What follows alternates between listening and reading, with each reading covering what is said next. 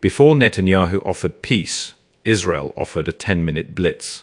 Lebanese authorities say that barrage killed at least 303 people and wounded 1,150 more, just as the region thought a pause might finally be taking hold. So the first truth of this story is brutal and simple. The fire came first. Israel's own military called it the largest coordinated strike across Lebanon since the start of Operation Roaring Lion. That means this was not noise around diplomacy or some final burst before restraint. It was a deliberate show of scale, launched right before Netanyahu started talking about negotiations. This did not land in theory, and it did not land on an empty map. It landed at apartment building level in Beirut, where first responders were still coming through smoke after an airstrike hit a residential block. That is the image hidden underneath the phrase "peace talks under fire." If you're here for the version that starts where official language breaks, hit subscribe now. And in the comments, tell me the real question in one line. If Hezbollah still gets no ceasefire, what exactly is this peace process supposed to mean? In one Beirut building alone, rescue teams pulled 18 bodies from the rubble after what was described as an unprecedented wave of attacks. That is where the story really starts. Netanyahu did not open talks after the pressure ended. He opened them while the pressure was still digging people out of collapsed concrete. And that is why the title works. Not because it sounds dramatic, but because it names the contradiction. Exactly. Netanyahu opens peace talks, while Hezbollah still gets no ceasefire. The bombs do not sit behind the diplomacy in this story. They sit inside it. That is what the audience came to feel, and it has to hit fast. This is not a case where peace arrived late.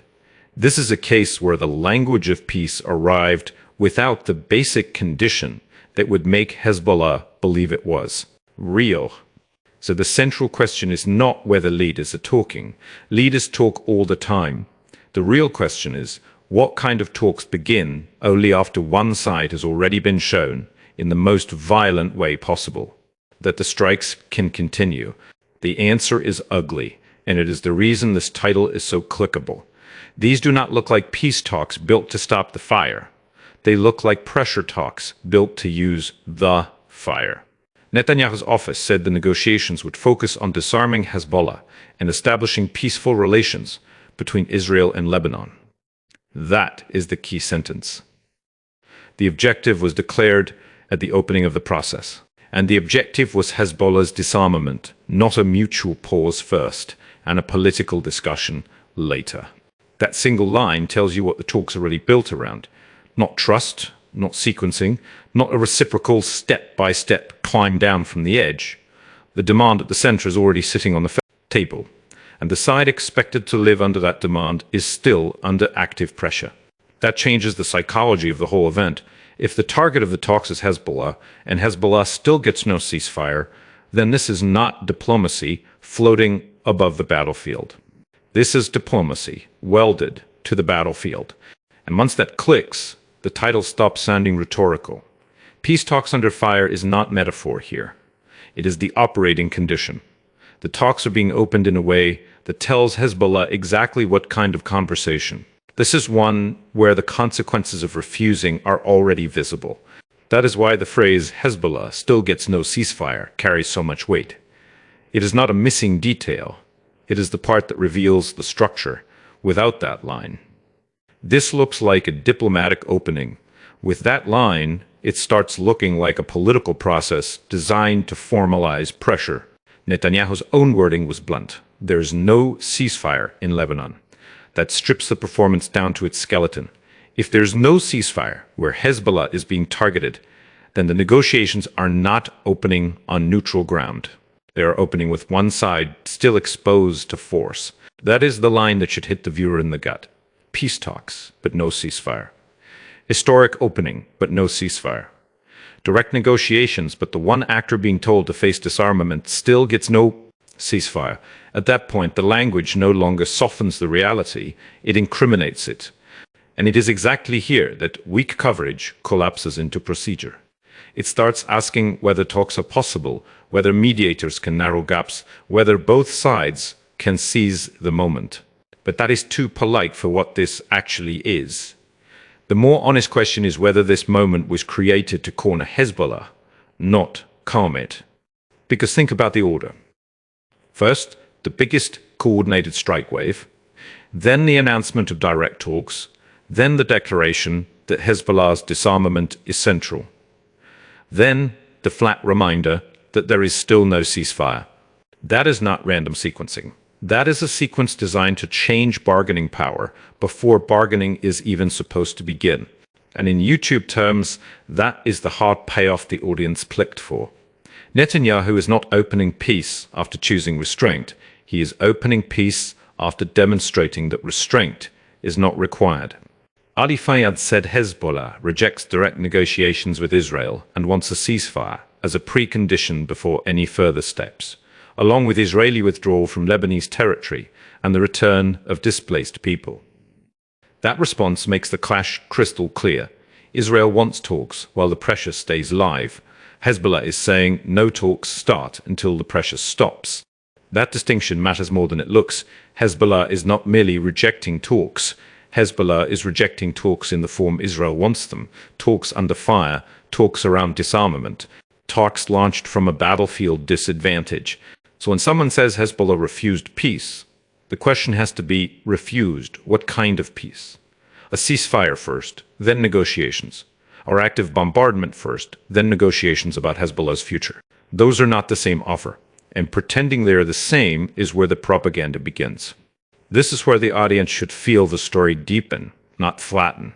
Because what looks on the surface like a diplomatic dispute is actually a fight over sequence. And sequence is power.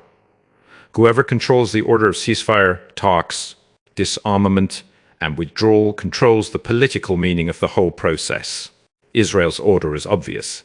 Keep hitting Hezbollah, open negotiations, make Hezbollah's disarmament the center, and dare the other side to reject the package. Hezbollah's order is just as obvious. Ceasefire first, then any conversation about what comes next. That gap is not technical. That gap is the war. And this is why the title's wording was sharper than a generic Lebanon gets no ceasefire.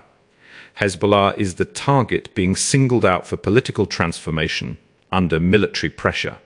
The absence of a ceasefire is not merely happening around Hezbollah, it is happening to Hezbollah. Then the information war blows open. Israel and the United States said Lebanon was not included in the 2-week truce, while Iran and mediator Pakistan said Lebanon was included. That contradiction is not background noise. It is the political fog that allowed Hezbollah to remain under fire while everyone argued over what the ceasefire was supposed to cover. And because there was no clean public text settling that fight in a way the world could easily test, the battlefield got to settle it instead. That is, the part officials never say out loud. When the paperwork is foggy, the bombs become the real interpretation. In practice, the meaning of the ceasefire was brutally easy to read. Hezbollah still got no ceasefire. So whatever one side promised, whatever another side believed, and whatever mediators thought they had secured, the enforceable reality was the version that left the Hezbollah front open. That is not a minor flaw. It is the whole engine of the story. A ceasefire that excludes the front where Israel still wants leverage is not a neutral drafting issue. It is a strategic exception. And strategic exceptions tell you where war is still considered useful, and this is where the audience gets the intelligence layer. Mainstream reporting often misses. The question is not only who is telling the truth about the ceasefire, the deeper question is who benefits from the tell ambiguity. Israel benefits because it keeps military freedom against Hezbollah. Washington benefits because it can speak about de-escalation with Iran while leaving one pressure valve open. Hezbollah gets the opposite of a benefit, it gets the fire. One analyst warned that the Lebanese front may ultimately undermine efforts to sustain the ceasefire. That is the rehook in this story. What looks like a narrow argument over Hezbollah and Lebanon can blow up the entire regional truce if the one front left exposed becomes the reason the wider calm collapses. That is how this goes from hypocrisy to strategic danger. If Iran sees continued attacks on Hezbollah as proof the truce is meaningless, then the ceasefire with Iran starts rotting from the edge inward. If Hezbollah sees peace language as cover for forced disarmament, then any restraint becomes politically toxic. And if Washington still pretends the fronts can be separated cleanly, it may discover too late that the region does not respect neat compartments. So no, this is not just about whether Netanyahu sounded cynical. It is about whether selective de-escalation can survive when one side believes the supposedly frozen war is still being used against its allies.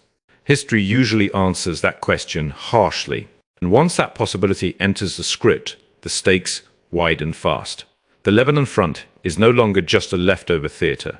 It becomes the tripwire for the wider US-Iran ceasefire.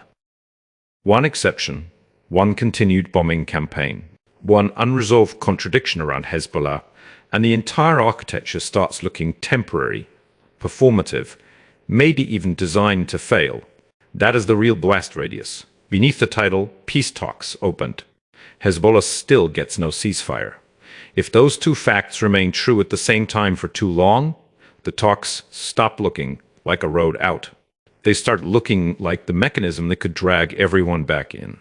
The destruction was not limited to the places people expected to be hit. Devastation repeated across Beirut, in areas that had previously been treated as relatively safe. That matters because once the map of fear widens, the political meaning of the strikes widens with it. This is no longer pressure felt only at the edge. It becomes pressure felt by the whole state. That is how coercive diplomacy really works when it is not being called that. The battlefield does not just damage targets.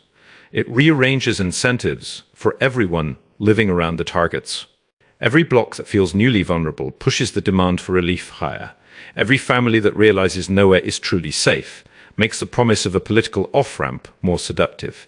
And that is how peace talks can start doing double duty. To some people, the phrase sounds like hope. To others, it sounds like an ultimatum that has already been backed by force.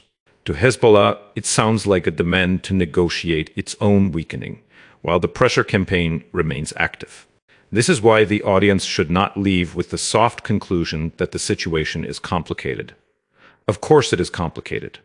The harder, more useful conclusion is that the complexity is being used. The confusion over ceasefire coverage, the timing of the strikes, the declared focus on Hezbollah disarmament, the continued absence of a ceasefire for Hezbollah, all of it creates a framework where force and diplomacy are helping each other. And once you see that, the title stops being merely provocative. It becomes descriptive. Netanyahu opens peace talks under fire because the fire is not embarrassing the process. The fire is shaping the process. At the same time, Lebanon's prime minister ordered the army and security forces to reinforce full state authority in Beirut and monopolize weapons in the hands of legitimate authorities alone. That shows the outside pressure and the inside pressure. Starting to meet the strikes push from one side, the state squeezes from the other, and Hezbollah is expected to face both without ever getting a ceasefire first. This is the moment where the story becomes even more dangerous than the headline suggests. Because if the Lebanese state starts absorbing the logic of disarmament while Hezbollah is still being bombed, then Israel no longer has to carry the entire political burden of forcing that outcome.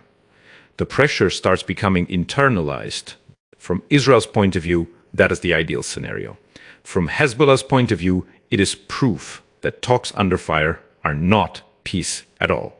They are a mechanism to convert battlefield pressure into a political rearrangement inside Lebanon itself. And that is why a weaker script would have failed this title. A weaker script would have stayed on the surface contradiction and never gone one layer deeper. But the deeper layer is the whole point. Hezbollah still gets no ceasefire because a ceasefire would interrupt the leverage. Without leverage, the peace talks lose their edge. Without the edge, they stop being useful to the side trying to define the outcome before the process even starts. So let's land the central question cleanly. Are these genuine peace talks? Or are they negotiations designed to force Hezbollah's disarmament under bombardment? Based on a sequence of strikes, the declared focus on disarming Hezbollah, the open admission that there is still no ceasefire in Lebanon, and Hezbollah's refusal to negotiate under those terms, the answer is obvious. These are peace talks in branding, a pressure talks in structure. Now, the dual truth that makes the ending hard to dodge. If Lebanon was included in the ceasefire, then the truce was punctured almost immediately, while diplomacy kept its public face. If Lebanon was not included, then the ceasefire was built with a deliberate call, exactly where Israel still needed the war to keep working on Hezbollah. Either way, the same conclusion stands. The conclusion is this: Netanyahu did not pivot from war to peace. He used the language of peace to lock in advantage while the war on Hezbollah was still active. And that is why the audience clicked. Not to hear that diplomacy exists, but to understand what kind of diplomacy begins by making sure Hezbollah still gets no ceasefire. That is a sentence the viewer should carry out of the video, not the polite one, the real one. When a peace process starts by proving the strikes can continue, it is not ending the fire. It is trying to make the fire deliver the deal. Stay with this channel, because the most important part of any war story usually begins right after the moment they tell you peace has started.